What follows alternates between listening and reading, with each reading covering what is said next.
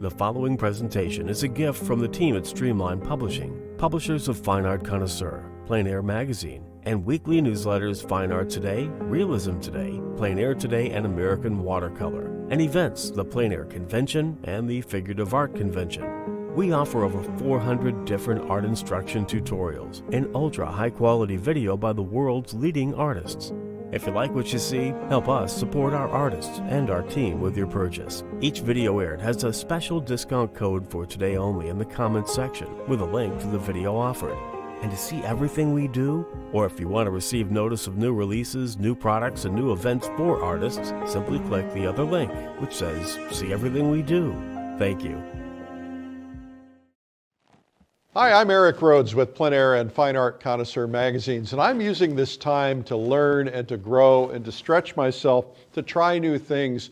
One of the things I've been experimenting with lately is watercolor, because oftentimes if I'm traveling to Europe or some other place, it's a little bit of a hassle to take my oils on the road because sometimes I can't find turpentine. So I'm trying to learn more about watercolor, and I thought those of you who are into watercolor or those who might want to learn more about it would want to learn from the best of the best. And this is Code SCHALLER. I hope you enjoy this segment.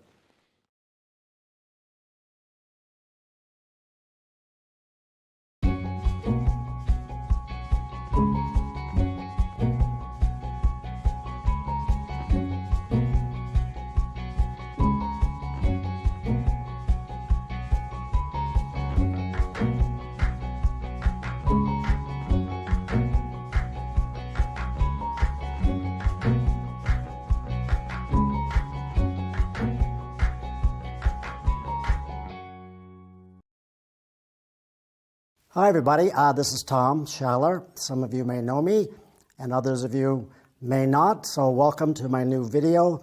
I'm here in Austin with all these good people, and I'm going to be taking you through a painting.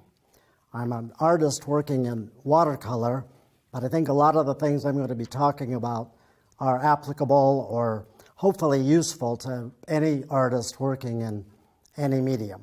It's going to be a step-by-step, so I'm going to be talking a lot about how I do what I do, but a little bit about why I do what I do in the first place. So let's dive in and I'll take you through it. So we have one life. We have anything we want to do within reason. We're capable of doing it. So why is it some of us choose to paint and others choose to do something else? Obviously, I can't speak for anybody but myself, but I just think painting is a fundamental way of storytelling, non-verbal storytelling, much like writing or music, but it uses tools of visual language, of course, to tell the story the artist has. I come from a background of architecture and that form of design. I've learned over the years how to transpose design that I used to use in creating buildings and cityscapes for people into making paintings that are more personal. So what I'm hinting at is the building block in design that was missing in my former life of architecture and design was the personal, the expressive. That's a crucial element when an artist sets out to make a painting. Why do you do what you do? Is to tell a story about who you are and how you react to the world around you. I think it's the artist's job not to illustrate the world or depict it. We have cameras for that sort of thing, but it's to interpret it, to bring your own unique voice to whatever it is you do on canvas or, in my case, paper in the watercolor medium. Okay, one of the things I most like about watercolor, I've tried every medium, but for me, watercolor is, it works. It's the most personally expressive way for me to get from here and here to here. Other artists may work in other ways, I get it, but for me, watercolor is the most immediate, the clearest, simplest, most direct and effective way for me to get what I'm feeling and what I'm thinking onto the surface of the paper. When I set out to do a painting, I think the question I ask first, before anything else happens, is Why? What is the subject I'm choosing to paint, and why did I not choose something else? I can't answer that for you, of course. I shouldn't. I also love watercolor and art in general because there's no one right way to paint. I have my way, you have yours. I could never paint like you do, and you can't paint like me. Not because I'm so great, but because we're all so very different. Watercolor, I think, is so expressive of each artist's individual DNA. Your own unique artistic voice is yours alone. I'm here today to show you a little bit about mine. Please feel free to use anything I talk about or any of my techniques, but know too that these come from my own personal experiences. Yours may be very different indeed. The things that talk to me may speak to you and they may not, and that's good. So I'm going to be talking to you very specifically today about the kinds of things that resonate with me and how I transpose them into a painting. I think it's important to point out some of the obvious things about painting, and another reason I love watercolor. Clearly, you're painting on a canvas, a sheet of paper. It's a two-dimensional exercise. We have only two dimensions, width and height, whatever format you use. Everything else that happens on the surface is magic. I think anything we can do if we paint in a realistic or even semi-realistic way to imply 3 dimensions, depth, dimensionality in our work is to the good. It's at least something to consider, even if you're an abstract painter. I'm not a strict realist. I bring in elements of memory, time, and pure imagination into my work.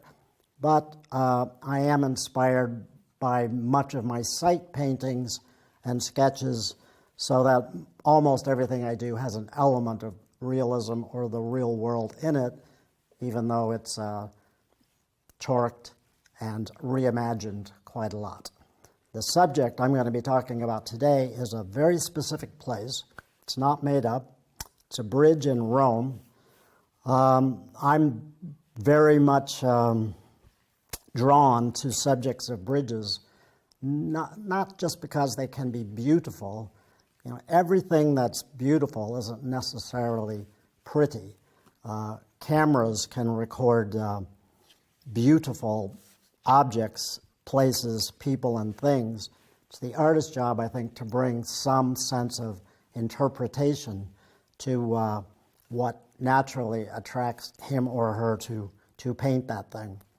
So as the subject goes, if you paint from site observation, plein air painting, or in the studio, you look at the subject, and I think it's my job as an artist to then say, okay, that's what I'm looking at, but what do I see? Meaning, what do I feel about what I'm looking at? How do I take what I'm looking at and make an expressive painting out of it? Those are the why questions I was referencing earlier, and I'm going to show you a bit about how I do that. This obviously is a reference photo of the specific subject. It's the Ponte Vittorio Emanuele II bridge across the Tiber in Rome, Italy. It's just up the river from the much more famous Angel Bridge that you've probably all seen. So it's hardly overlooked, but it's not nearly as crowded or as photographed or as seen. It was built in the late 1800s. It's a very, very beautiful neoclassical structure, sure, but I really want to emphasize that I'm not painting so much the actual bridge. I'm trying to paint my reaction to it and what I bring to paintings in general, which is a sense of duality, two opposite things colliding on the sheet of paper I'm working on, meaning dark versus light, the vertical versus the horizontal, warm tones versus cool tones, man-made objects, as they collide with the natural world, and also a sense of time. I was referencing a minute ago how we like to play with the idea of perspective and dimensionality in a painting to get a sense of that 3D effect that can be very compelling. But in terms of subject matter, I like to do something that can imply yet another dimension, the fourth dimension of passing of time. A bridge is a slam dunk because you can imagine yourself in an image of a bridge walking across. It literally spans space and time from here to here. It pulls the viewer through. If the painting is effective, you can imagine yourself in the space, moving across from right to left or left to right. And it begins really not to tell my story, but to allow the viewer to picture themselves inside this imaginary world telling their own stories. I want to talk a little about composition, the composition of the painting. Some real fundamental things happen. Once you've decided on what it is you wish to paint, how do you then bridge that gap into an actual painting? I think painting from photographs is very risky business. They're fine to have, but a photograph can tend to make the artist fall a little in love with all of the details, all the specificity, the specific colors, and the artist's license, the artist's job, I think, is to take what he or she looks at and decide what can you leave in, what can you leave out. That's the essence of what design is. Design is choice. What do you put in the painting? What do you choose to leave out? If you're an architect designing a school building, for example, you're going to use different materials in a different manner than you might if you were designing a place of worship or a courthouse. If you're a great cook, which I certainly am not, you know that if you're baking a pie, I guess, you're not going to put every ingredient, every spice in that pie. You have a sense of the intent of that pie, so you're going to put in only the spices and the ingredients that are going to make a great apple pie. Same thing with a good building, the exact same thing with a good piece of music, the same thing exactly with hopefully with a good painting. I look back at some of my older work, and I'm a little stunned at how sort of overworked they looked. I used too many techniques, too many colors, too many gimmicks or tricks. As I paint more and more as the years go by, I think I've learned how to edit out or to be more selective in what I choose to use in terms of techniques and colors. As few as I can use, the better, just enough to tell the story that I want my painting to tell. The very first thing in terms of composing your painting, once you've decided what it is you want to paint and you have some idea of what it is the story that painting is hopefully going to tell, what's the hook? What's the hook for you emotionally? What is it that made you want to paint this painting in the first place? This is what you want to try to get across to your viewer. Not to tell them what to think or to preach to them or be too editorial, but just that sense of your personality will speak to them silently about theirs. There's a connection in a good piece of art, I think, between the personal and the universal, something that almost everyone can relate to, and as well as something more intimate, something more personal that resonates with what you put into it as the author, as the designer of that painting. So if I set out to do a bridge, for example, first thing I need to decide is, how do I want to compose it on the sheet? I think a lot of us reflexively tend to paint in the horizontal format, whereas others of us tend to always paint in the vertical. Neither one is right, of course. I think it's worth taking just a second to decide, when you've decided upon your subject, which format is going to be best for you. A horizontal format tends to pull the viewer through the painting, left to right or right to left. A vertical format tends to pull the viewer's eye and their spirit up and down through the painting, from top to bottom, bottom to top. This sets up connections. This is yet another contrast, another duality I like to play with.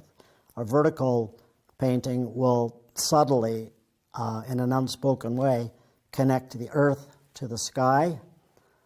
That tells a very different story than a horizontal painting, which tends to connect left to right primarily. Sky and earth can be in that, but they're supporting cast members, if you will, secondary players. The star of the show is the movement through the painting left to right.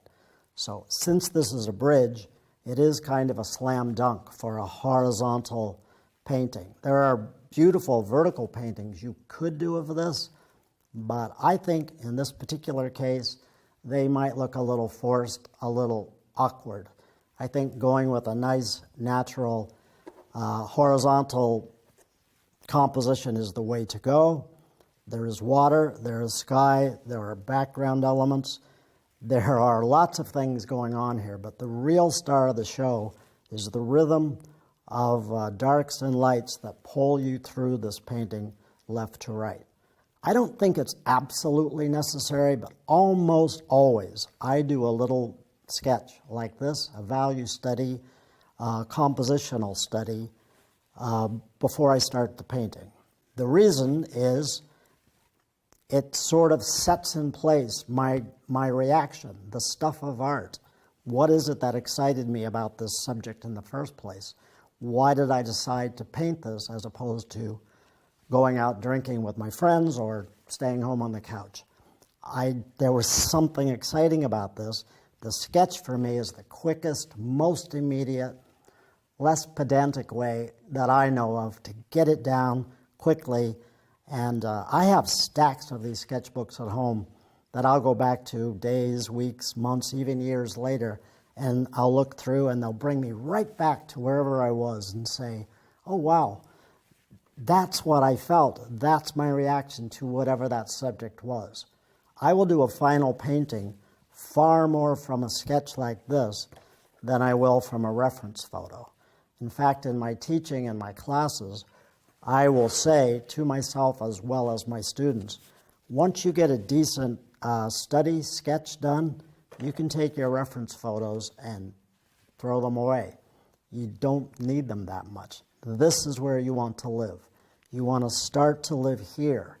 I also think a sketch tends to loosen us up. It sort of breaks the bounds between that reality that you're looking at and this reality that you're going to paint. That's a fundamental thing. It was an aha moment for me when I realized that. And I think it's a fundamental thing for students of art to realize that a good painting does not have to copy or replicate every single thing you see. It has to be a work unto itself. This is what people are going to look at, to assess, to judge you by. This is the genesis of art, not the reference photo, not even what you're looking at when you're painting in plein air. So that's one reason why I think the sketch is so critical to me. It also is a laboratory where I begin to get my thinking out of the way. I begin to establish, as I said, the format, of course. I set up, in this case, a nice sort of golden mean, the rule of thirds. A third up from the bottom is, in this case, the horizon line. A third of the way in from the left side is a larger area of darks, and that's a very comfortable composition of elements and shapes. The first line I draw on every drawing, every sketch, is this, the horizon line. It's the datum line that sort of begins to establish where you're standing in space to help the viewer feel, draw them into your painting ultimately, and help you as the artist begin to establish and set all the other various elements. The main thing the sketch does, besides that, it starts to tell you where do you want the areas of dark, where do you want the areas of light, also what is important, what must you put in this, what can you sort of play down or leave out entirely. In my work as an architectural watercolorist, I didn't have the liberty of leaving anything out, really. It was a very detail-oriented profession. Fine art, by contrast, you can leave out vast swaths of detail. The viewer's eye will fill in great blanks. It's really a bit like music. The parts of the painting that are unpainted are just as powerful as the parts of the painting that are painted. And that's poetry, that's magic when that happens properly. Those kinds of decisions, you can start to compose the design in the sketch even before you start the painting. So for me, again, these sketches are a laboratory. They take a lot of the guesswork out when I go on to the final painting. Someone once said, or maybe I just made it up, but you should try to get your thinking done first before you do your painting. That's another reason I do these sketches. This is where I try to get my thinking out of the way. Then when I jump onto the final painting, I can paint much more from here, from the heart, and not think too much. I think if you plan slowly and paint fast, something somebody else said, that often almost always results in a much freer, more expressive painting than if you stumble through and have to stop every 5 seconds and try to figure out what it is you're doing. One last thing is characteristic of watercolor, the light. All the light we have is already painted for you. I always hold up a blank sheet of paper to my classes when I'm teaching and say, oh look, you're half done. And I know it's a joke, but it's kind of true, because all the paint you put on this subtracts away. I call watercolor a subtractive medium, in that all the light that you're going to need in your final painting is already there. It's on the white blank sheet of paper. What you do as a watercolor artist is subtract away from that total amount of white by painting in just the shades and the shadows, which means that the dark areas of your painting have to be thought about carefully too. They can have so much luminosity, especially in a transparent medium, but you have to plan carefully where you want the whites, the lights of the painting to remain in the final painting. Another reason why the sketch is helpful, because it helps you establish where you want them. Once the light in a watercolor painting is gone, it really is time for cocktails, because you're done. You can regain some of lights. You can scrub and scrape. I'm not a purist. I don't mind bits of opaque paint added. Not at all. I do that. But they're never going to have the sort of freshness and luminosity of a watercolor where the whites are preserved and saved from the outset. So in terms of composition in design, those are the main things that go through my head. This video is about designing your painting specifically. But when I talk about design, what I'm referring to is the creative process I think all of us go through, whether we're designing a building, growing a garden, making a painting, composing a piece of music, whatever creative exercise you're involved in, the act of design comes into play. And when I refer to design, what I mean, it's the creative process of choice, of deciding what elements you're going to use in painting, which techniques you're going to use, what colors, etc. In other creative mediums, what ingredients do you use? What do you choose? What do you choose to leave out? Once you have the idea of your painting, for example, in mind, you start to subconsciously even begin to think, what are the colors that are going to best sell this? What's the format that's going to best make that story come across?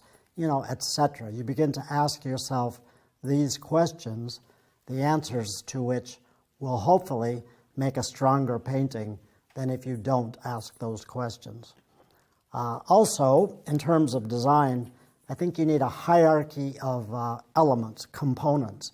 What are the elements that make a good design? I can't tell you what yours are, but I will talk to you about what mine are. I really encourage all of my students to listen to what I say, reject it if it doesn't make sense to them, and make up their own list. What are the elements for you alone, that make a good painting, that will help you design your best, most powerful painting? For me, there are 4 primary components. The first is the intent, meaning what is it you want this painting to say? Even more fundamentally, why are you doing this painting at all? What's the purpose? What are you trying to say? What do you want the painting to say to your viewers? The second element then, once you have your intent, the purpose established, is the composition.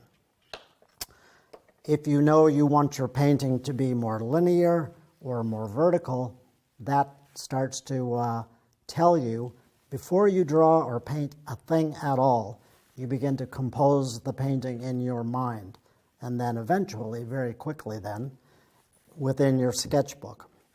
The third element, values. The poor people that take my classes, I know, get very tired of me hammering away on them on values, but I just don't think in the act of painting there are fewer things more important than a good dynamic range of values, from your lightest lights to your darkest darks, midtones in the middle. Again, I'm always harping on this, but it's a flat sheet of paper. There are numbers of ways of establishing depth, dimension within your painting, but the layering of 3 coherent values, lights, midtones, darks, is probably, for me, the best, most expressive way you can have to get a sense of 3 dimensions and dimensionality and depth that pulls the viewer inside and literally through your painting. I should say, it doesn't mean all of your darks, for example, have to be in one place, nor your lights nor midtones. In fact, you can orchestrate them through your painting to set up some kinetic energy and some dynamics that pull your viewer through and around, but they should be organized. I'm lucky, I'm fortunate in that I'm asked to jury a lot of shows, to judge other people's work. It's an honor, but I hate it. I hate to be that guy that says in or out. But on the other hand, I don't think there's any more harsh critic of our work than ourselves. That's true for me. So when I look back at my own work and I critique it, what I often see lacking is that dynamic sense of value. A good understanding of, comprehension of a successful dynamic range of values in a painting will go so far into making it a better painting. What I find lacking in so many of my earlier paintings is the technique may have been okay, my execution may have been all right, but they looked a little flat, a little monotone, because I didn't yet fully have a clear understanding of how important that dynamic value range. Those values are up to you, the conductor, if you will, the artist of your painting. If you want the painting to be more expressive, you can extend that value range from really rich darks to very bright, pure white. If you want your painting to tell a different kind of story, a little bit more personal, a little quieter, a little bit more contemplative, perhaps, you can narrow that range from a gray to an off gray. Even so, even within that, you have a dynamic range of values. The difference is the story that painting tells will be a little different. I could go on and on about values, but that's the basics. We'll be talking about it as I start painting more. But the fourth, final, last but not least element of my design component list is color. When I say that in groups, I hear a lot of gasps because everybody loves color. I do too. I do think of myself, to be fair, as more of a valuist painter, less about color, more about value. Value is critical in a painting too, though, or it can be. I think value pulls the emotional weight in a painting, or rather, value pulls the narrative weight through a painting, whereas color pulls the emotional weight. Not every color works in every painting. That's why I put it last on the list. And I often think you can get by with fewer rather than more colors. Like most artists, I think I can't go into an art supply store without adult supervision because I want everything I see. I want every color, I want every brush, I want everything. The truth is, one of the beauties of watercolor is you need so few materials and elements to do a really good painting. And no more so is that true than in color. I'll go into color in much more depth when I start painting, but I put it last on my list of important design elements because I think a painting is successful only when color is in service to value, and where a good value range is in service to a strong compositional sense, and when your composition only makes sense for the intent of your painting. So it's intent, composition, value, and color. Materials. One of the things I think I like most about watercolor is counterintuitive to how many of us, including me, think. And that is that you need so few materials really to do a really knockout painting. I know I'm in love with art materials. I expect many of you are as well. But the truth is, you just don't need that many things. When you think about it, that's really a plus. I teach a lot. I teach a lot of plein air, and I think one of the mistakes I see people making, and I've made it myself, is by hauling everything you own out in the field with you. Meaning, by the time you get to wherever you're going to set up and paint, you're exhausted. I keep almost everything I'm taking with me on a very small backpack, and I'm always looking at ways to edit down the materials I take. That said, you do need some. Obviously, you need brushes, paper, pigments, don't forget the water, but very little else is required to do a good painting. And even at that, fewer of those than you might think. I'm going to start off talking about the brushes I use, because obviously they're critical. If you are using a minimal amount of things, those few things you use have to be things that work well for you, for how you paint. And yeah, they have to be useful to you. I have at home probably no fewer than 30,000 brushes. I'm joking, I don't, but it looks like it. The truth is, I use maybe 10 to 12 at most at any given time. I do try out new things here and there, and I'm fortunate that people do give me brushes to try. But I just want to walk you through the ones I use most often and the ones I'll be using to do the painting I'm going to be doing today. I think it's critical for a watercolorist to not forget it's a water-based medium. So therefore, a brush that holds a lot of water that can cover a large area quickly is pretty essential. One or two so-called mop brushes are, for me, indispensable. I really love this company, Escoda, a Spanish company. It's basically a mom and pop store. They largely hand make all of the brushes, but these are squirrel mops, so it's squirrel quills. Why these are useful is because, as I say, they can hold a ton of water. You can cover a large area. The worst thing that can happen is if you're trying to do a big, large, wet wash, if your brush runs out of paint halfway through and you get unnecessary or unwanted scrape marks or dry marks or have to scurry and re-wet your brush. So a brush that can hold a lot of water, cover a big area, is important. So Squirrel Mop by Escoda, I recommend highly. Another great thing about these is despite their high quality, they're really not that expensive. Another alternative are these Soft Aqua brand by Raphael. They're a type of mop too. I like quite a lot. They're not squirrel hair. They're not natural bristles at all. They're synthetic, but they're engineered so that a few bristles inside are coiled in such a way that they hold a lot of water as well. I guess overall I would prefer the all-natural squirrel brushes. They just behave better. They do tend to hold more water. They're beautiful.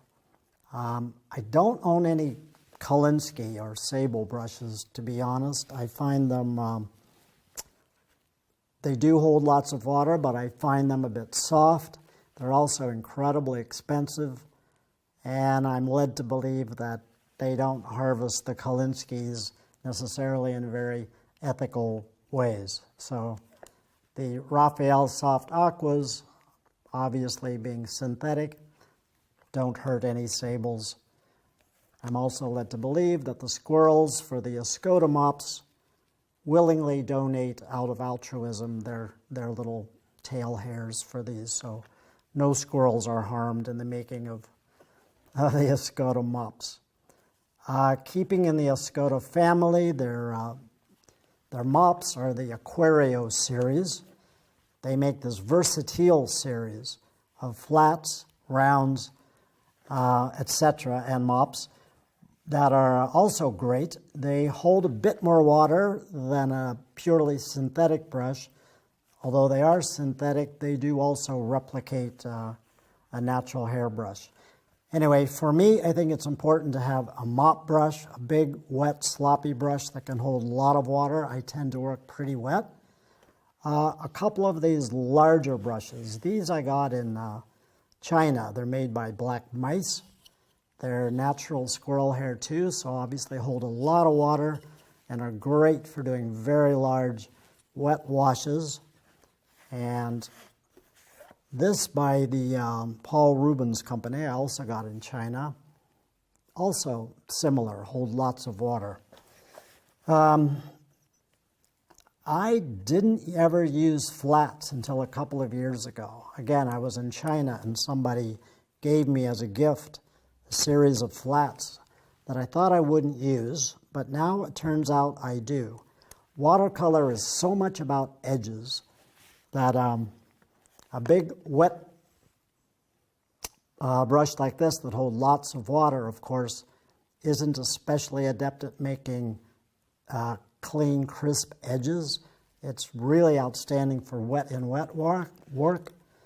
A flat edge brush, of course, is much more capable of striking a clean or hard edge or dry brush work, which I love to do quite a lot. So I do recommend having a couple of flats of different sizes. I like these Escoda Versatiles. They're great. I have a number of those in different sizes. And then moving down the road here, these Perla series, also by Escoda. They're all synthetic, nothing natural in them. They're rounds. They make a lot of different brushes, but these Escoda rounds are especially good at holding edges, detail work, and I really couldn't paint without them. So I have a series of those from 12 down to a number 2. I have a couple of other specialty brushes, but those are the basics. And I'm asked often if I had to choose just one brush, could I do that? just do a painting with one brush? Yeah, and I suppose I would choose a round number 12. It's an all-round workaday brush that you can get most everything accomplished with one or two brushes like that. As I start painting, I'll be talking about a couple of these specialty brushes I use, but they're not really necessary. They're just fun for me to play with. So that's a look at the types of brushes that I'm going to be using to do this painting. For the record, they're pretty much the same types of brushes I use at home for almost every painting. Depending on the physical size of a painting, that might dictate the physical size of the brush I might use. So for large studio work, I have very large examples of these, etc. But in general, I would recommend everybody have at least one natural hair squirrel, probably a squirrel mop for big wet and wet washes, maybe a couple of flats for edge work and dry brush work, and then a series. You could get by with 2 or 3 rounds for more line-based work or detailed work. I think if you have even 6 of those brushes, you'd have plenty to do just about any kind of painting you want to do. Another thing I'm asked about all the time is if you had to pick one material that you think makes the biggest difference in how you paint. That's a difficult question, but I suppose I would say the choice of a good piece of paper can make all the difference. I have seen painters with great skill be very disappointed and fall pretty flat by choosing a really bad or a student grade piece of paper. Watercolor paper, I understand. It's expensive, it can be. But overall, it's not that bad. You can buy a good quality paper for a fairly modest price. This is an Arches paper. People ask me a lot what paper I use, and there isn't one single answer. It does depend on the kind of painting I'm doing. This, as I say, is an Arches paper. It has a modest degree of sizing in it. I chose it because it's bright white, and because of the sizing, it'll hold an edge very neatly. The subject I'm doing lends itself to that. I also like Saunders Waterford. It's a beautiful, sophisticated paper, but it's a little softer. So the pigments tend to mix in the fibers of the paper a little more than they do on the Arches, which tend to stay up on the top a little bit longer to make a little cleaner edge. I also like Fabriano papers quite a lot. They have a whole range that are worth looking into. But a good everyday, workaday world, good quality, 100% cotton, mold-made paper is this Arches, 140 pound. I use the rough surface and the bright white. I don't recommend using very heavy or 300-pound papers much. Now again, I'm not going to tell anybody what to do. Depends on how you paint. I find the heavier papers tend to soak pigments in, and over a little time, the painting becomes duller and more flat, whereas the mid-weight, thinner papers tend to hold the vibrancy and the values of the colors and the pigments as you put them on over the life of the painting a little bit better than the thicker papers. Again, though, that's a little bit of a function of the way I paint. I think I mentioned, but I almost always use rough surface paper. That is because I'm always looking for ways to amplify that sense of luminosity and depth in my paintings. So because of the kind of pigments I use, which I'm going to talk about in a second, they tend to hit the surface of the paper. The heavier parts of the solution of pigment and water sink into the little valleys of the paper and float over the little mountaintops, and then you get that beautiful characteristic shimmer that you can only get in a watercolor medium. It's both beautiful, characteristic, and it also helps amplify that sense of luminosity and transparency that I'm always looking for.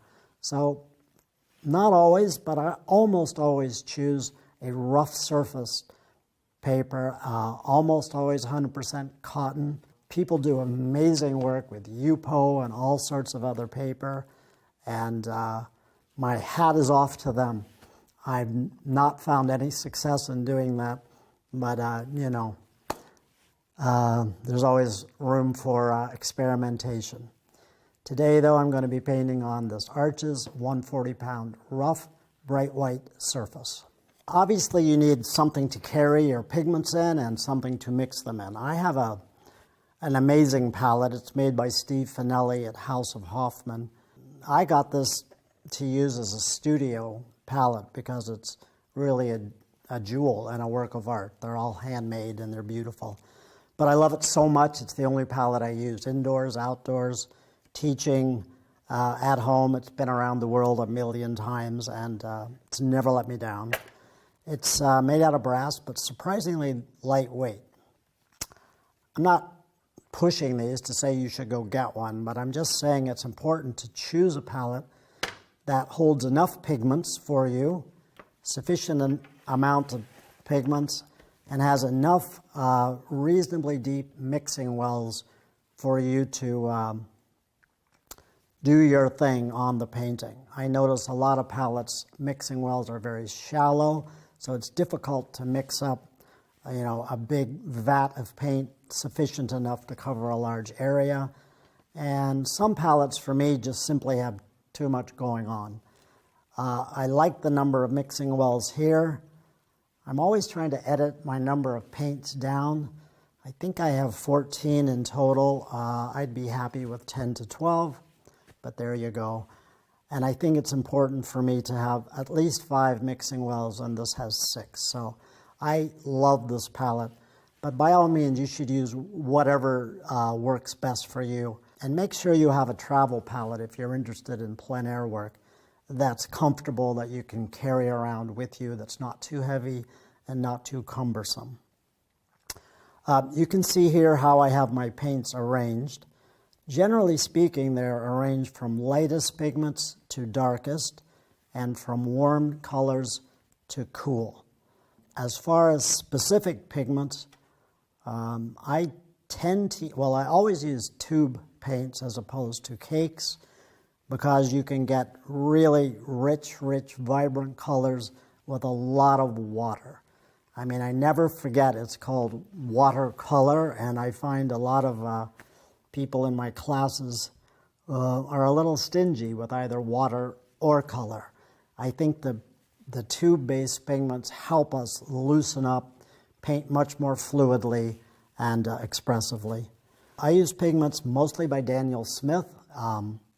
They make more pigments than I can count. They're sort of a small one-off business.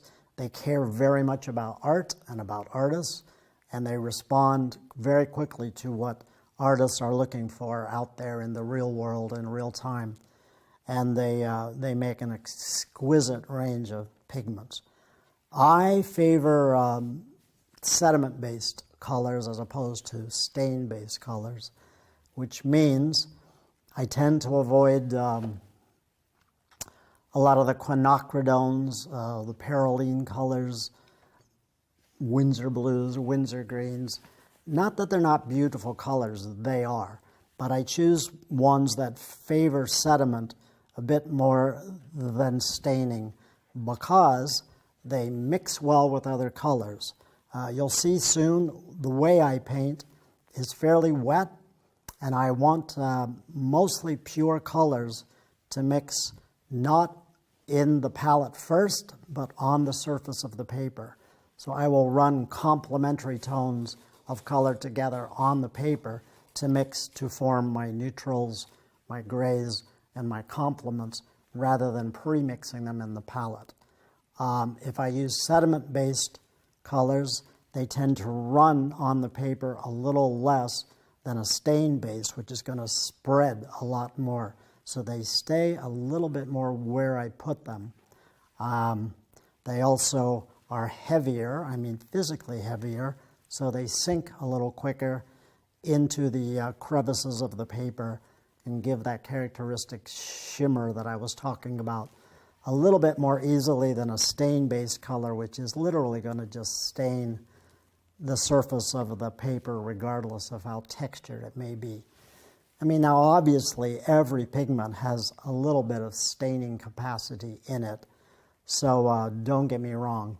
But the more earth-based colors, umbers, siennas, etc., are obviously a little earthier, a little more sediment-based than staining pigments. I'll be talking about my color theory in a minute, but generally speaking, I try my best not to think about my pigments as color so much as temperature. They're either warm or they're cool. They're either light or they're dark. When I mix these in the palette, you'll see that I mix them from a light to a dark, always in a complement, and a mid-range to a mid-range, also always in a complement. I can talk specifically about what colors I use. Again, this is not a recipe. I urge you all to find which colors work best for you, and mine tend to change over time. I have a signature palette with Daniel Smith, but I frustrate them a lot because I'm always changing things out. But I have a Naples yellow, a French ochre, a raw umber, and a Van Dyke brown, which is a bit of a specialty that I don't always use, but there it is. A cad orange light, a cad red light, a Holbein pigment, which is called light red, burnt sienna, alizarin red, another Holbein color, lavender, which I love. It's a semi-opaque. I use it very sparingly. You'll see later. Cobalt teal, a manganese blue, a cobalt, and an ultramarine blue, a serpentine, and a jadeite green. This is an imperial purple, and a neutral tint is my darkest. So there's no white pigment, there's no black pigment. I'm not a purist. I'm not against using those. If they work for you, by all means, go for it. When a painting is done, I may add little highlights of opaque white, just as small details. I don't have a problem with it, except that mixing an opaque and a transparent medium can look a little awkward if you don't do it sparingly. So I don't carry them in my palette. I like to favor transparency, light fastness, which I learned the hard way. Rose Madder Genuine, I still love it, but early on in my career I painted a lot with it, only to find that it would fade quite quickly over a matter of just a few months. So sadly I've had to forego Rose Madder, although now they make an imitation Rose Madder, so who knows, I may go back into that. I used to never use green pigments, but Daniel Smith makes such beautiful ones I've given up and gone over. I don't mix my greens anymore. I use beautiful sediment-based serpentine and jadeite, which as they dry, they separate out into literal minerals that separate on the paper, sink, and blend beautifully.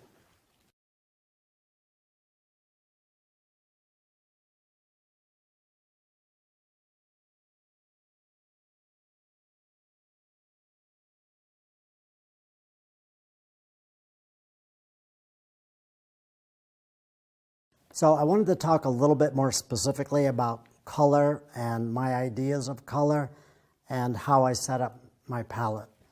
It is not always the same, but I have to say 9 times out of 10, this is how I organize my palette. I've added water, as you can see, and mixed up wells of paint. I always do this.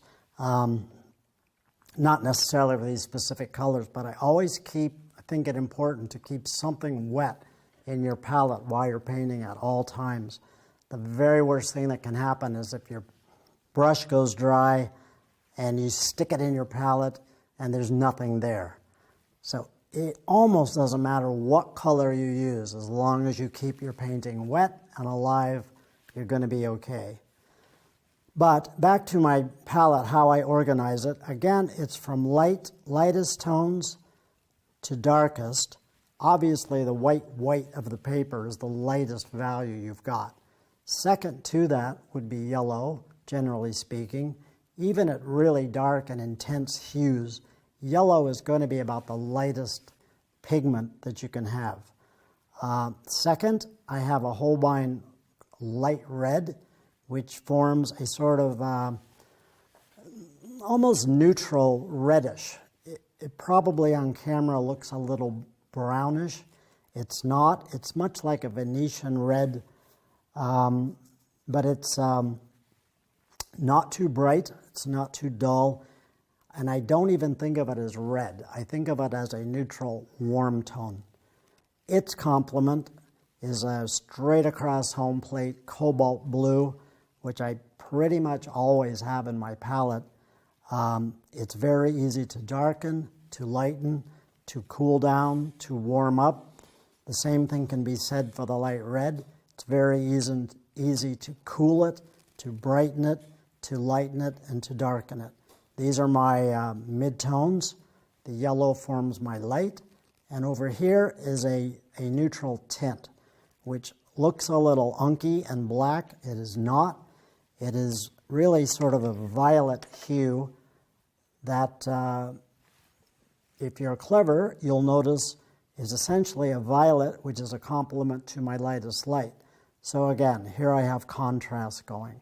The light contrasted with the dark, the yellow as a complement to the violet, the orangish red as a midtone is a complement to the blue as the secondary midtone. So I have light, midtone, dark, warm, warm, cool, cool. This will form the basis for just about any painting you want to do. Obviously, I have supplementary pigments. When I do the final painting in a few minutes, I'm going to be using a more sophisticated, I think, palette than you see here, but the theory is the same. It's always about complements. It's always about how does the light complement the dark and vice versa, and how does the warm complement the cool and vice versa. I want to just do a couple of very quick, just sketchy washes on here so you can see what I'm talking about. As I say, I don't tend to use mixed pigments. I use a lot of pure out-of-the-tube color and then allow it to mix on the surface of the paper and within the fibers of the paper itself. So what I've got going on here is a Naples yellow, and then I'm going to transition it into this violet, which is actually a neutral tint. So because they're essentially sediment-based colors, I think you can see that the transition from yellow to violet, from light to dark, happens pretty rapidly and very smoothly. You do get a nice neutral in the middle, but I hope it's not muddy. It's still very transparent. It still transmits light and life, and there's nothing murky or dull about it. Moving into the midtones, this is the Holbein light red.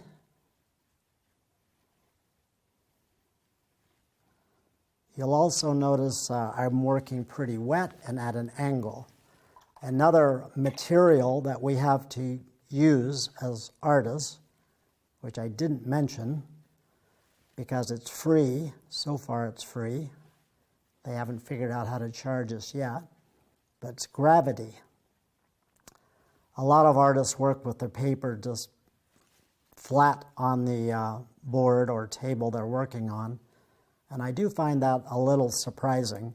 If you work wet at all, it's the most natural thing in the world to allow the gravity of just tilting the board up a little bit to help these transitions happen more quickly, more beautifully, and more organically. But here I think you can see a warm transitions very quickly but very subtly into a cool. You get this beautiful neutral right in the middle without having to buy any gray pigment or mix up anything special in the palette first. It just happens organically. This light red cobalt is a combination I use constantly. I want to, right next to it, show you another one which is quite similar. This is burnt sienna, which is very similar to the light red, although obviously darker in value. It's a little more higher register. And then transitioning that into a ultramarine blue. So anyway, ultramarine blue and burnt sienna is a go-to complement that I recommend highly. I use it all the time. The effect is pretty similar to what's happening here. It's just at a higher register and a deeper value. But again, this this ultra blue can be lightened and darkened. It can be warmed up or cooled down. And the burnt sienna, same thing in reverse. It can be cooled down or brightened up, lightened or darkened very easily just by modulating the amount of water and the degree of pigment you use.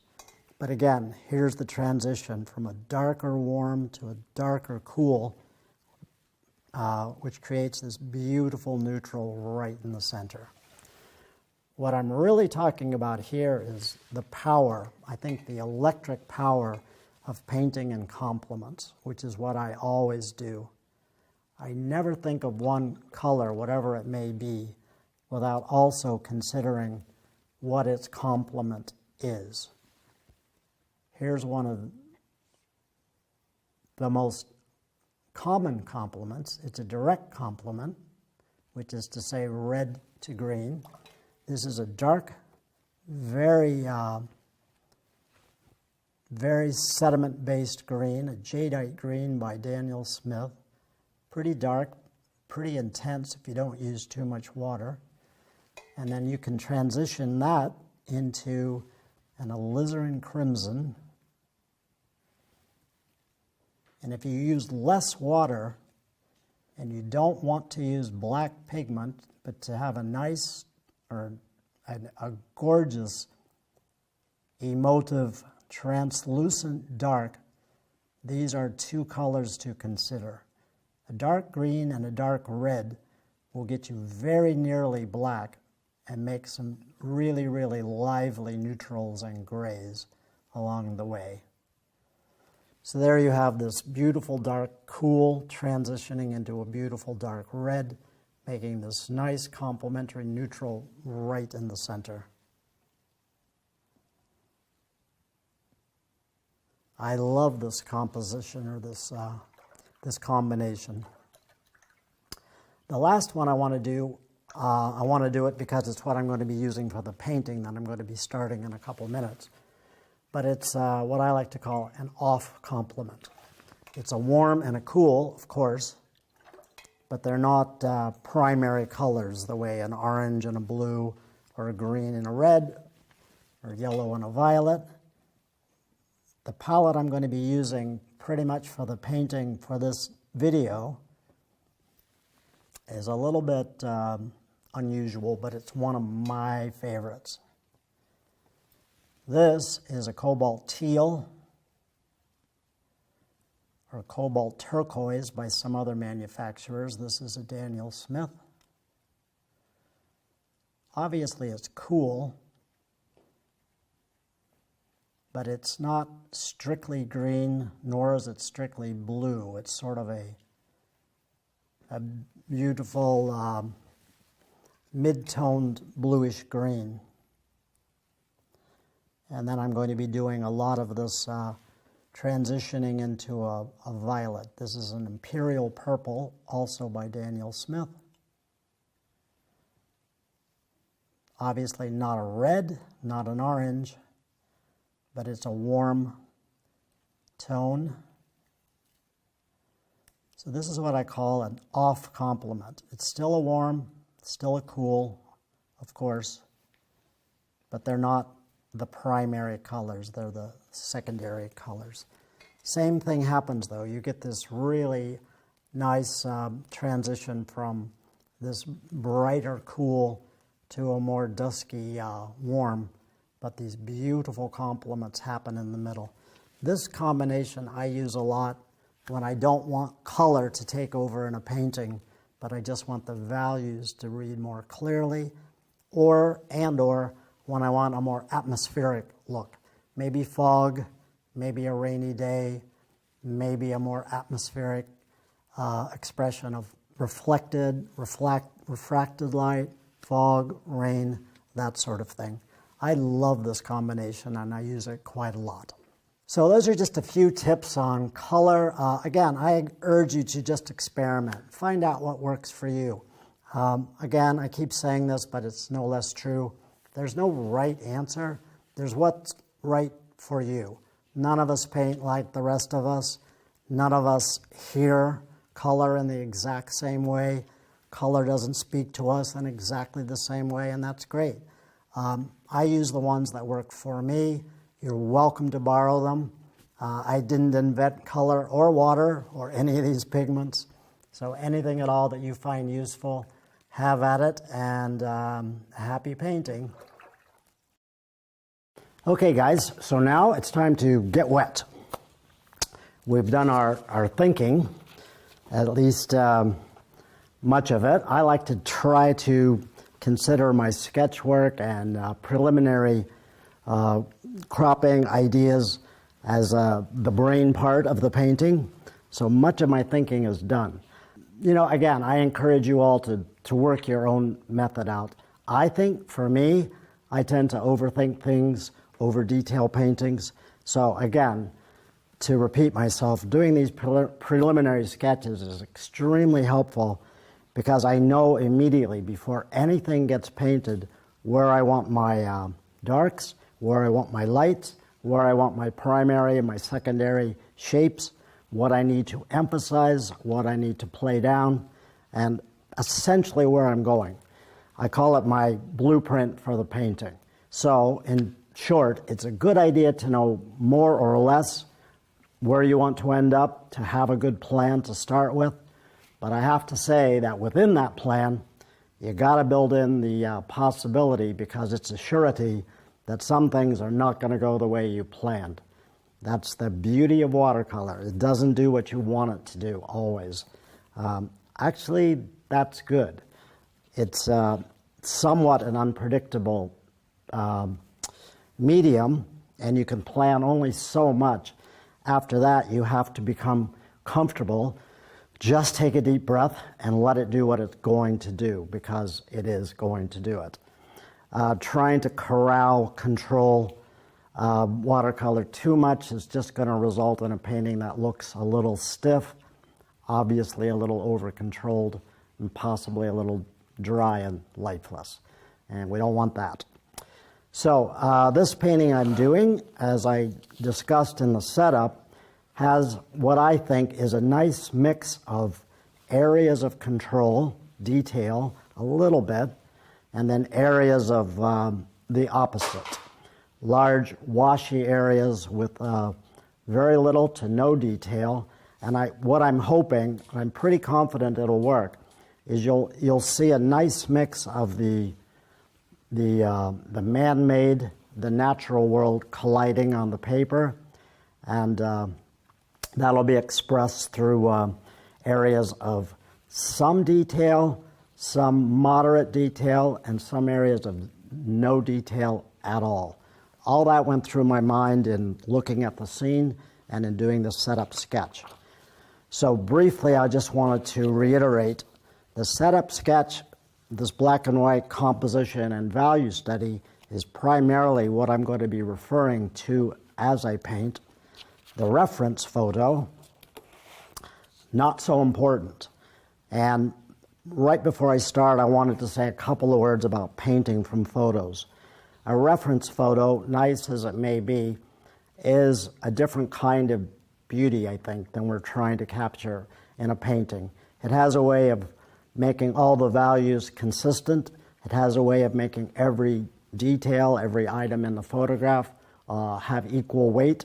And I do think it's the artist's job to take that in, consider it, and then reinterpret it into a painting that has a real focus, a real direction, and a real story to tell. So it's less observational, more expressive. So to that end, my reference photo, nice as it may be, I'm going to chuck it to the side for much of the drawing process and try to look at it very little at all. I'm going to be painting primarily from my value compositional sketch that I did earlier, because this captures my idea. This captures the essence of what I'm going to be trying to paint. Another thing about reference photos, they tend to, if you, in a landscape view like this, the sky, for example, is beautiful, but it looks very busy. And I just have one word of caution about skies in landscape or outdoor painting. If you put too much emphasis in the sky, it can tend to overwhelm. It can draw too much attention to itself. So I would say, unless the painting is about the sky, if it's a sky painting, by all means, go crazy. But if the sky is just there as a compositional element, play it down, knock it back, make it take its place as a background player. So that's another reason I'm going to keep my reference photo off to the side and not look at it at all if I can, or very, very little. This is my guiding light here. This sketch captures my thoughts, my ideas, my compositional idea, and the dimensionality and life, the story that I want my painting to tell. So I'm going to keep it up here and refer to it on occasion, though it's pretty much locked in my mind. That sketch gets me out of the reality of the observed world, but this painting will get me out of the reality a little bit of the sketch too, because this is what really matters. So now it's time to get wet. Typically, I can think of many exceptions to this, but typically I work my paintings up all at once. I don't allow them to dry in the middle of the process. I like each area of the painting to connect quite physically, literally, to the other area. So you have to think a little bit about drying times. Usually I work my paintings up from lightest areas to darkest darks. My whitest whites, I know where they are. I have them established in my sketch and in my mind. I know where I want to save whites and paint nothing at all. But the lightest tones is what I mean. The lightest tones first, the mid-tones second, and the darkest darks last. Generally, in a landscape view like this, the elements of the sky that you see are in the background, and generally speaking, they're going to be lighter. And so, not always, but very often I will do the area of sky first, and I'm going to do that here. The leading edge of the bridge here, I'm going to be wanting to save some light. So being a liquid medium, watercolor will tend to run downhill because I work pretty wet and at an angle. So I'm going to be doing the sky upside down. Again, this is something I often do, but not always, but often. The reason being, it helps you maintain an area of white if you need to. Also, you can work with gravity, the most free medium you can buy, to help pull the sky in the direction that I want it to go. So I'm going to start in here with my light tones, the background. If you look at the reference photo, you'll notice there's all kinds of buildings, some very famous, beautiful buildings, trees and things back here.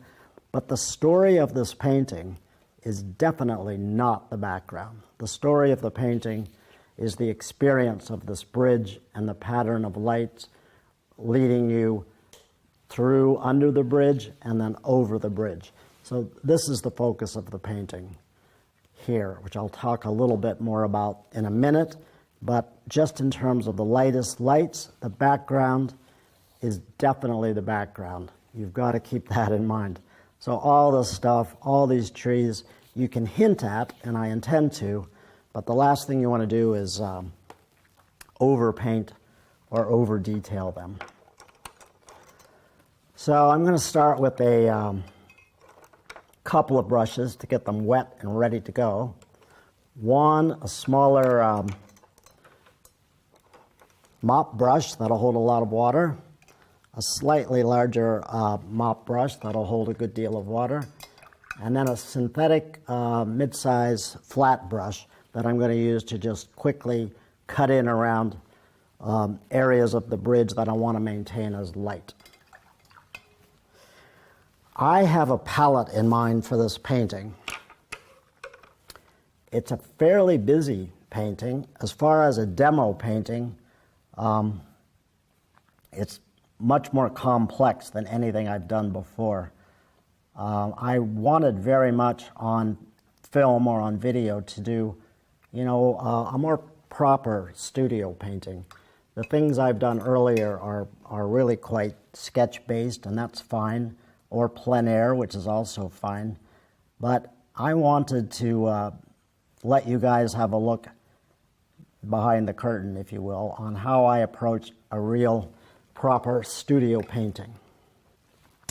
So, you might think that the line drawing in this painting is pretty complicated, that there's a lot going on. You're not wrong. It is a little more detailed than most of the work I do, definitely more than I do on video. But I just thought it would be a nice change of pace to try to do this for you all to see how I approach it. I think the last thing you want to do is over detail or overdraw your work. But again, as I said earlier, this painting is about the contrast between a little bit of area of detail and then a lot of areas of no detail. And I'm pretty confident that's going to make a lively and interesting painting. So the palette I'm using, I've decided to use no real pure primary colors at all. But I am using complements, as I almost always do. But these are what you might call off complements or secondary complements. So I'm using a imperial purple or a mineral violet, if you like Holbein paints. They're similar, very sedimentary, but very, very transparent, not bright acidic purple, but a nice, more neutral violet, and contrasting that with a cobalt teal, which is neither really blue nor really green, but somewhere in the middle. So anyway, it's a sort of more sophisticated palette, I think, this violet and teal that run together to give you this silvery feeling. I've started here a little bit careful to maintain a little bit of detail, or a little bit of line, I should say, saved light just above the bridge. And then once I get around the sculpture and all these things I maniacally drew, this is all going to dissolve into a very wet sky up above. So the square brush, flat brush, was great for me to just quickly cut in around the hard areas. Now I'm going to swap out to a mop brush. This is Skoda mid-size mop brush. I'm going to get away from the teal. I'm going to use a little bit of washed out violet.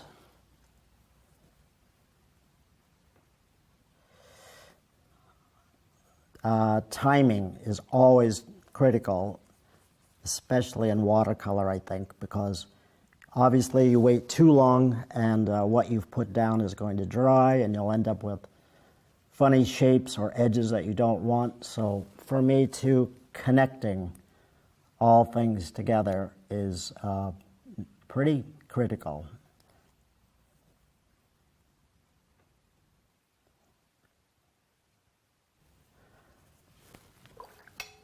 So now I'm just going into a pure, very wet, what you call,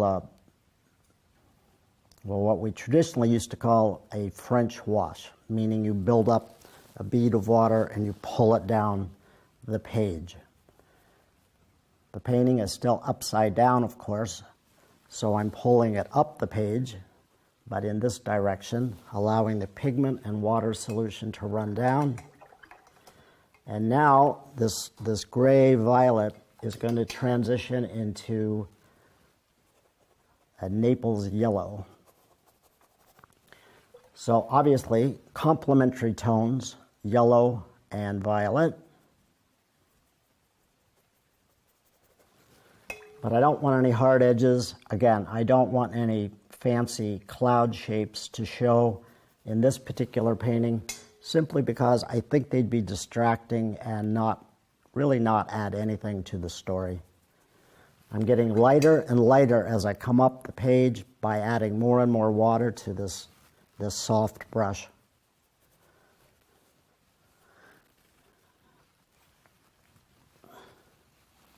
And essentially, that's all I intend to do for the background and sky. I will add just a hint of detail in some of these trees as they get closer to us, but not too much. I really want this whole area to fall back and for this entire area to read as a light wash. I'm more just hinting at mid-tone as it comes down closer to the light.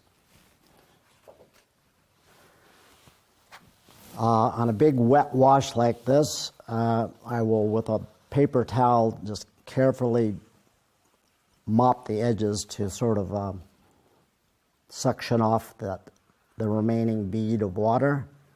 If I don't, you'll get backwash and end up with all sorts of funky shapes inside the wash that you probably are not going to want. Now, I can risk flipping this over while it's still really wet. It's a bit of a dangerous thing to do. If there were more pigment up top, that could run down and, again, make funny shapes. But it's reasonably light and it's still quite wet, so I think I'll be okay. The reason I'm doing that is because before this whole area gets a chance to dry, I want to take a round brush, one of these Escoda synthetics, before this dries, and drop in a little bit more of the same cobalt and violet mixture to imply the distant trees. I want to do it while it's wet because I don't want any hard edges in the background. The last thing I want are hard edges back there.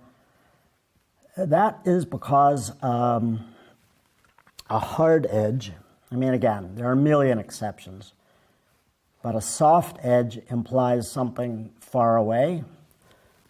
A harder edge implies something that's much closer up to us.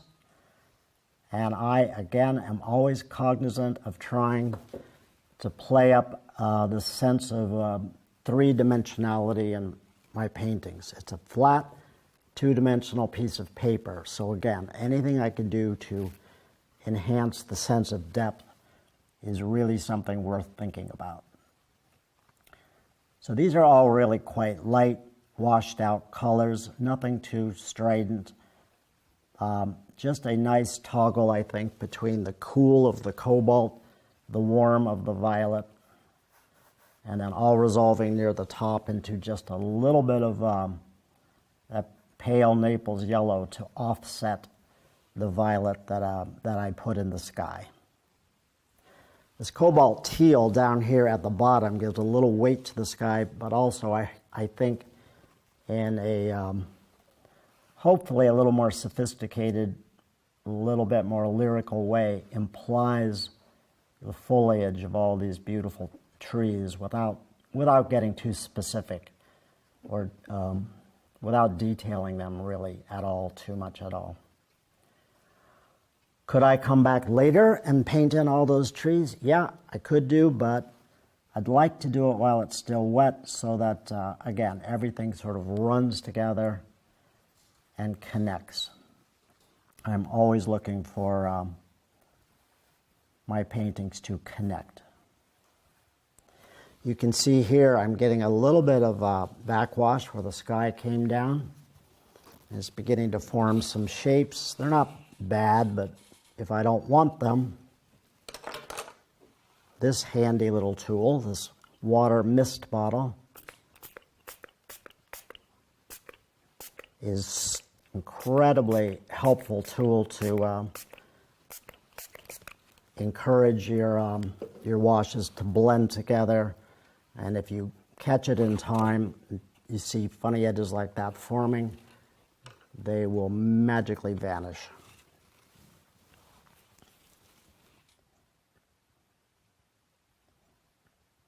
So while any wash is still wet, it's still alive.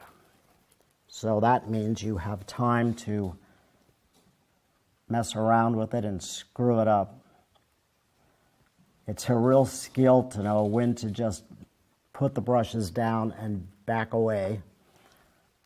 I don't know how to tell you how to learn that. I think it's just trial and error with the emphasis on a lot of error.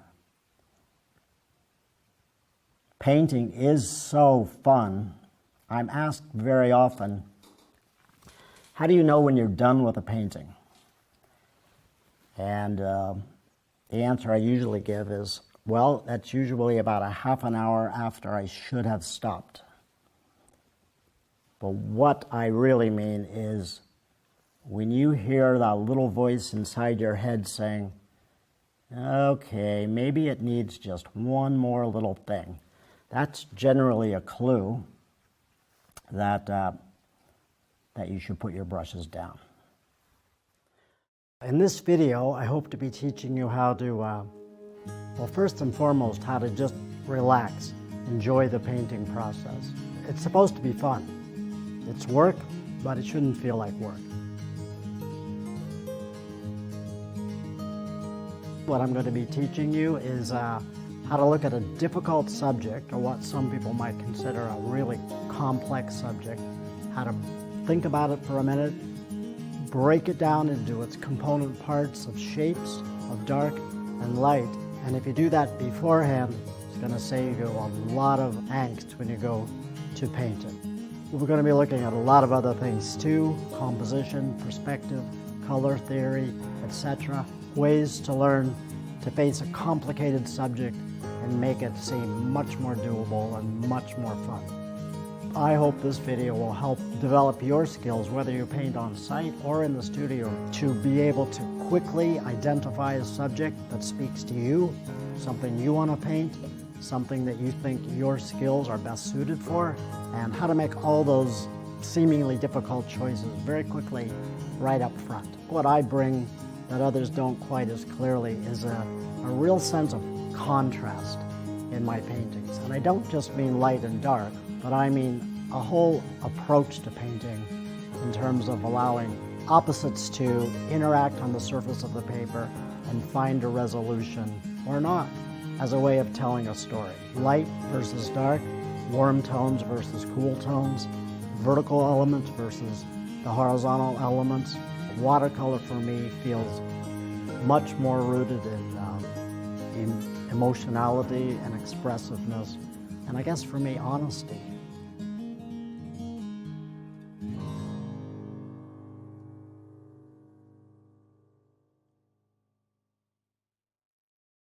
Well, that was Thomas Schaller in Watercolor, The Power of Design. Of course, you can use that design in any kind of painting. If you want to learn more about that video, go to lilyartvideo.com. Now let's learn more about Thomas.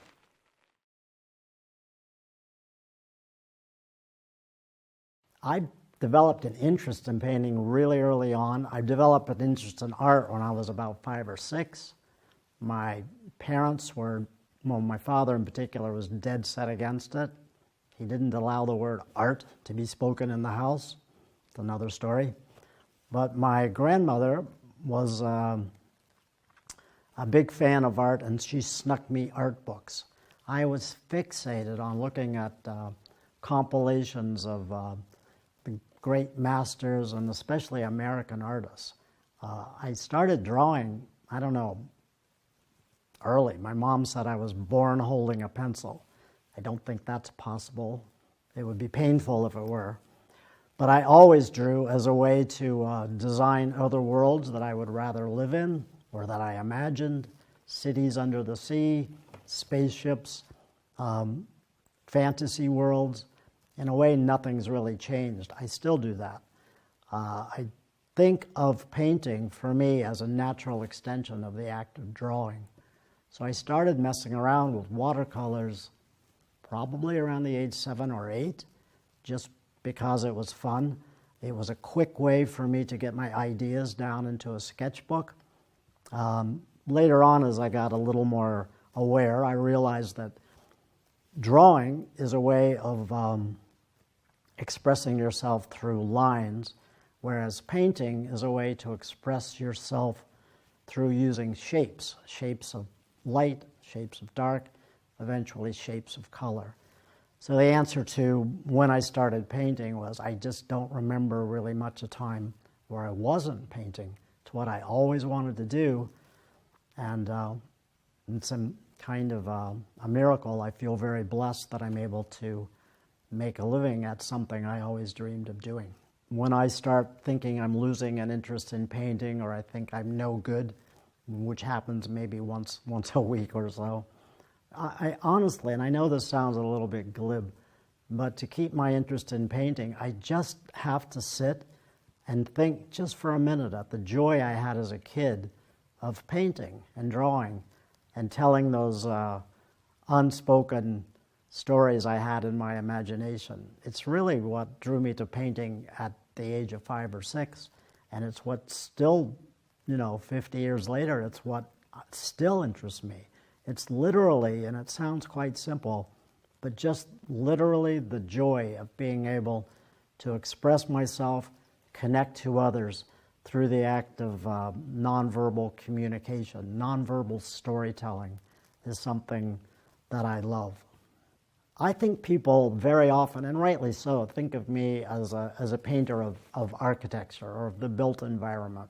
It's not wrong, because I made my living, commercial living, painting architecture, the visions of other people in New York for many years. I was always, even as a kid, drawn to drawing houses and buildings and cityscapes. But I think as I got more mature as a person and as an artist, I started to realize that buildings per se weren't really that interesting to me.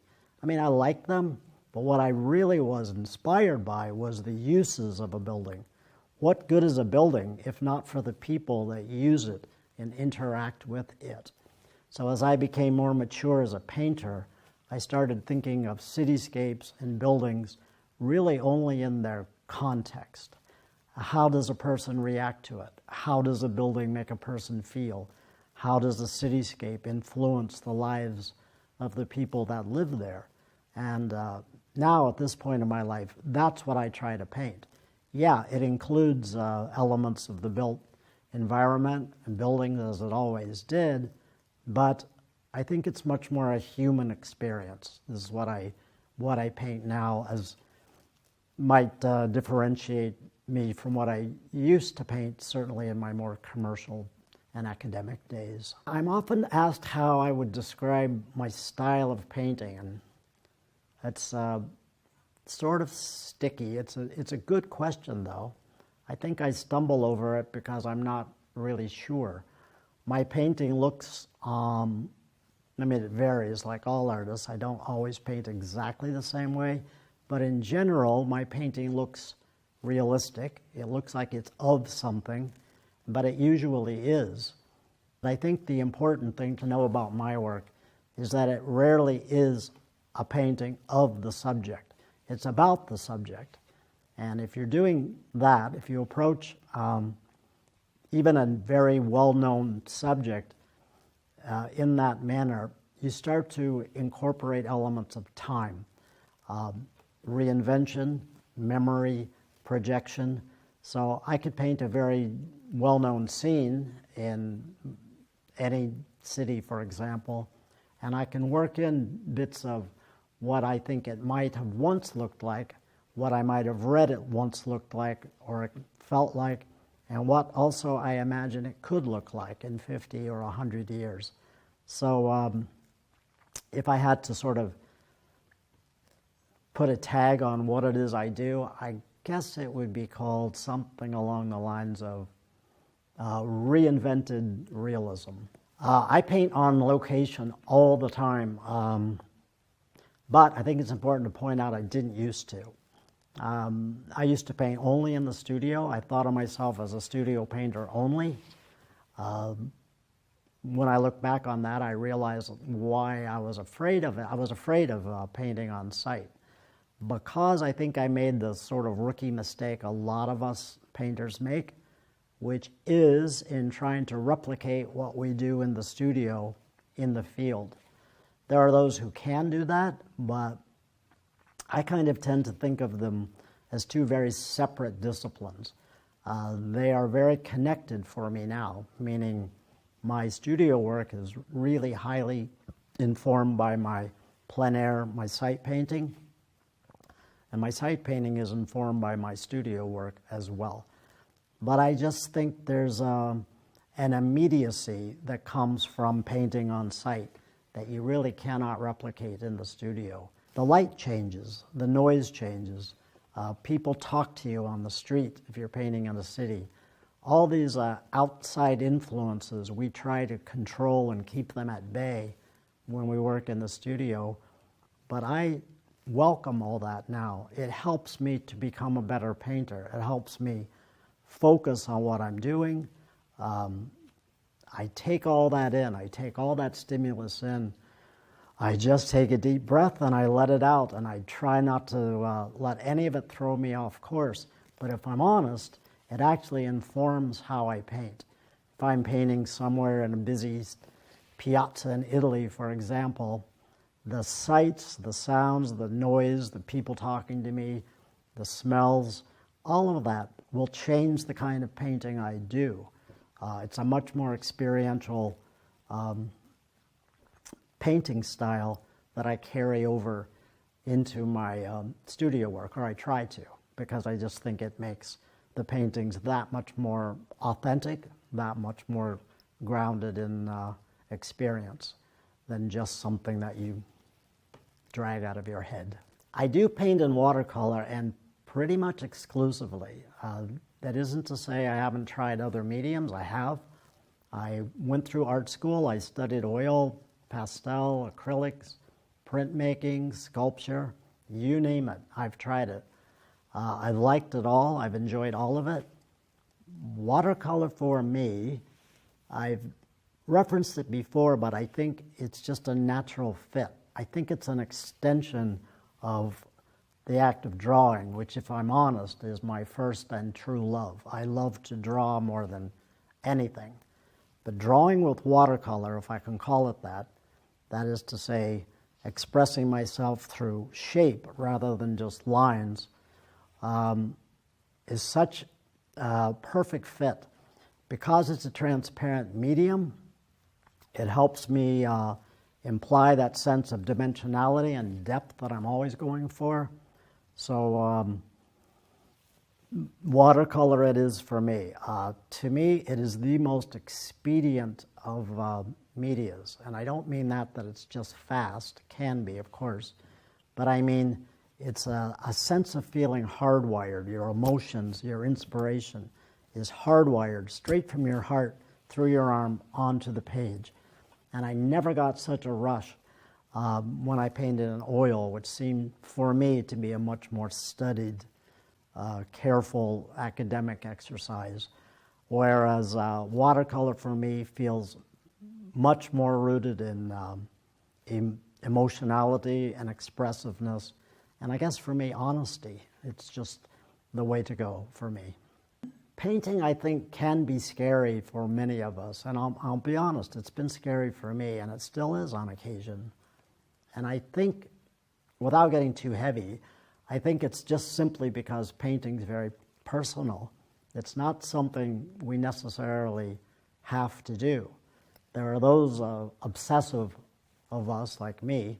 I have to paint. I don't feel like I have a choice. It's what I was put here to do. But that doesn't mean it doesn't scare me. And I think it's because if we want to become the best painter we can be, we understand that it transcends just mere technique.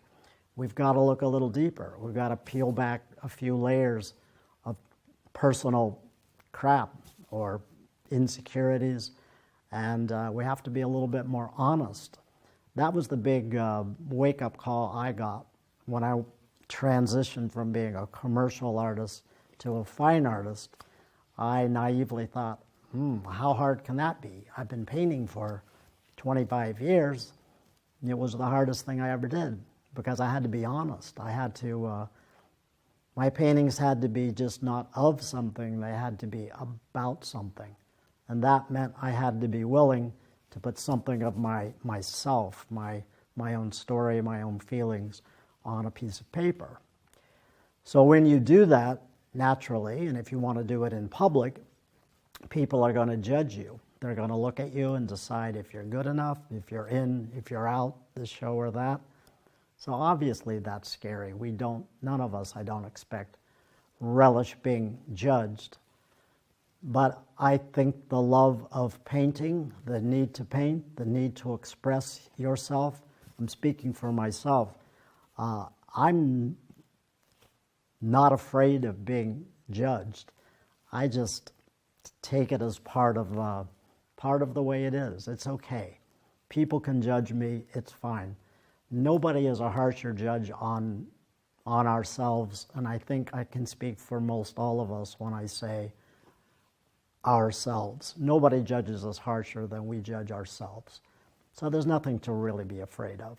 Yeah, it's personal, but for me it's scarier not to paint than it is to paint and put up with other people's opinions.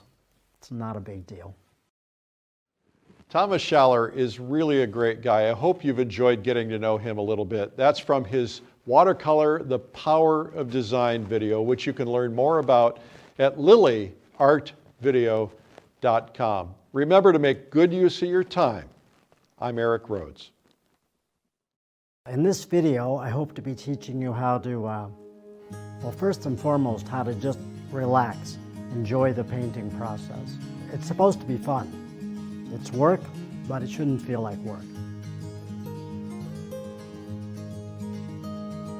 What I'm going to be teaching you is how to look at a difficult subject, or what some people might consider a really complex subject, how to think about it for a minute, break it down into its component parts of shapes, of dark and light. And if you do that beforehand, it's going to save you a lot of angst when you go to paint it. We're going to be looking at a lot of other things too: composition, perspective, color theory, etc. Ways to learn to face a complicated subject and make it seem much more doable and much more fun. I hope this video will help develop your skills, whether you paint on site or in the studio, to be able to quickly identify a subject that speaks to you, something you want to paint, something that you think your skills are best suited for, and how to make all those seemingly difficult choices very quickly right up front. What I bring that others don't quite as clearly is a real sense of contrast in my paintings. And I don't just mean light and dark, but I mean a whole approach to painting in terms of allowing opposites to interact on the surface of the paper and find a resolution or not, as a way of telling a story. Light versus dark, warm tones versus cool tones, vertical elements versus the horizontal elements. Watercolor for me feels much more rooted in emotionality and expressiveness, and I guess for me, honesty.